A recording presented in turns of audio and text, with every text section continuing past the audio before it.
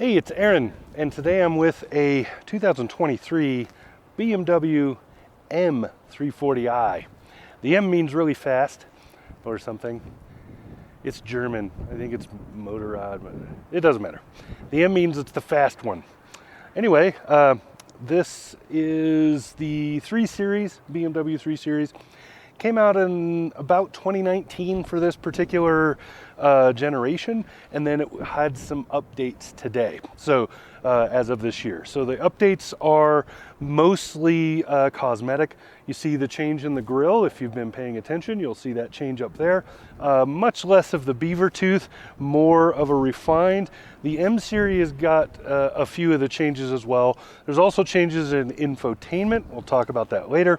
And then the M itself brings body changes like this grille, the spoiler down there, another one on the back, couple of aerodynamic changes on the bodywork, and of course these badges.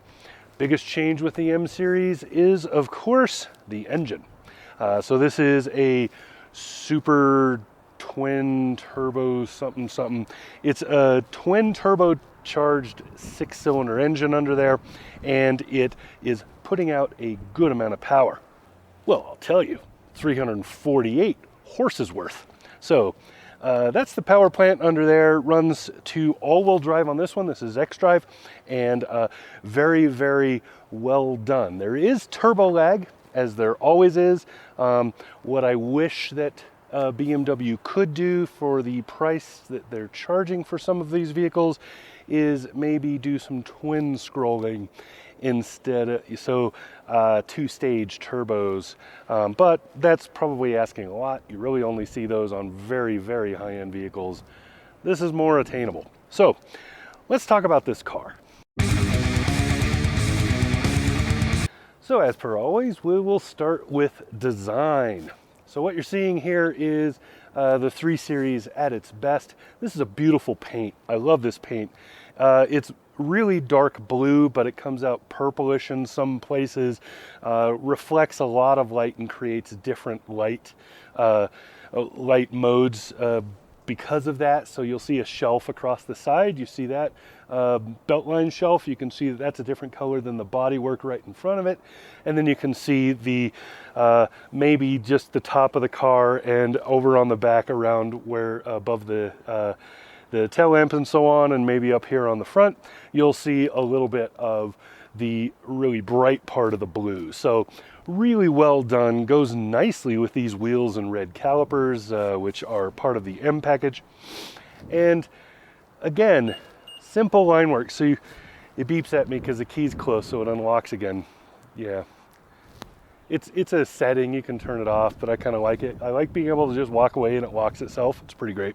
Anyway, design wise, what I was talking about that belt line, which starts right about here and runs across right there, creates this big belt here, which changes in dimension. So it's wider here than it is back there. It's a little thinner at the back.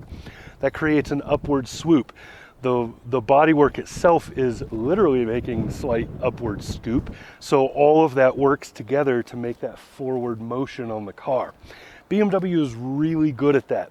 They're also really good at creating this simple and minimalistic design that looks classy forever and also sporty. They do that with a few bone lines through here. So this is not just a straight curve. There's a little dip and a curve and a dip again. And that creates nice, kind of simplistic looking, but very nice bodywork that's more than just a flat panel. Then you have, of course, the rake here and the run across, and then how they kind of clip it, but then flatten out a little bit for a trunk. But the trunk is on an angle, it's not flat. So that boot is not flat. And now it's really windy because I turned the camera on. I have to turn this way and talk. So we keep going, and you can see a little hint down there of a running board going on. And I mentioned the wheels before. I really love these wheels. So the lines themselves, this one fades out again right about here, and there's a short line right in here. Starts just ahead of this panel and runs runs really soft through here, starting right about there, runs really soft like this. It gets more defined as you get back here, and then ends at the taillight. That's what I was talking about with the extra little lines, the little bone lines, creating that curvature right there. That's kind of it's a really good look. So for the M series specifically, those side mirrors slightly different. You can see the extra on them. I think you can see this spoiler added on back here. It's just a bump of a spoiler, but it is just enough to give that little aerodynamic push. And then, or yeah, you know what I mean. Down here you have functional airway. So there's a air opening right here, and it's functional. It exits right here. That reduces the turbulence around the tires. So what happens is you have air that comes across like this normally, and it's going to get turbulent right here because of the wheels and the tires. By passing air through here and out here, that creates a buffer that lessens that turbulence's pull on the car. Improves fuel economy a little bit, and handling a lot. Then you'll see maybe you can see the edge up here of the scoop up front, and just a nicely done setup. I'm not going to show you the trunk. I'm not going to bother getting in it as far as opening it. I don't climb in it. That's a Jill Simonello thing. But anyway, I'm not going to bother getting in the trunk. Just believe me, I'll show you pictures and stuff, but just believe me, that is pretty close to a Jersey 3 body. It is a very large trunk. I got 6 bags of 40-pound pellets for the heat stove in our house, and there was room. I probably could have got 10 easy in there. So nicely done on that. Now, let's talk about the interior a little bit. Waving my hand a lot, like I'm Italian all of a sudden. Whew. Okay, here in the back seat, a little bit tight, but that's mostly because this seat is back about 2 inches or so, because it moves back when you shut the car off to get out. Otherwise, this seat is set for 6'3", which is me. You can see my knee is just hitting the seat. If this was where it should be when I'm driving, which would push the back to a little forward, I would have knee room in here. I do have foot room to go underneath the seat, which makes sitting in the back seat way more comfortable. I have a pretty decent amount of headroom. I'm just scraping my hair on the top, so I got about a finger's width or so left up there. So again, 6'3", and the back seat is nicely done. I wouldn't try to get 3 across back here unless you absolutely have to, but otherwise, nice back seat. There is climate control back here. It is a tri-zone climate in this particular model. So there is climate back here. There are also 2 USB-C ports down in the center. You have these, so you could shove your device down in there and plug it in if you need to charge it. You have door pockets and so on. It's a pretty nice interior. I feel really comfortable back here, surprisingly. Normally I feel a little cramped, but BMW has expanded the 3 Series just a bit to give a little more space to, yeah, some of the big and tall. Let's go up front. I got a lot to talk about up there. There. Now the seat has moved forward, so this is the position I'm normally in to drive this car. There are a couple of things that I do not like about BMW in particular, especially their coupes and sedans. One of those is the driver tunnel. So the tunnel does not go straight forward. It curves on that one side. It curves to the left. That means that you cannot put your right leg straight. Your right leg has to cock to the left. And that starts getting to your hips when you're my age. I'm 50 years old, and sports cars are a lot of fun to drive. But when they do that kind of thing, it means I can't drive them for a long time. Did a road trip in this, which was roughly 2 hours each way, and I was hurting. Not terrible, you know, but still, if I was a little older than this, I would definitely hate that. So that's one thing to remember. The other thing to remember is that Bimmers usually have their pedals pretty close together. Now that's not a problem for me here, because of the shape of the pedals. So the brake pedal is not a long and wide one, it's a smaller one. And that means that I'm not hitting it accidentally. And the fuel pedal, which is perfect placement as far as where those pedals are, it is small and recessed. So the pedals are not even. The throttle is further back. That means that you can't hit the brake and the throttle at the same time. Something that happens because I have big fat feet, wearing those size 12s down there, and when I get into a car like a Ford that has very close pedals, I'm often pushing both, and that is not good. So I have to consciously really heel toe, even in a not sports car, and I'm not big on doing that. I want to heel toe when I'm doing performance driving. I don't want to do it 24/7 every time I drive. Sorry.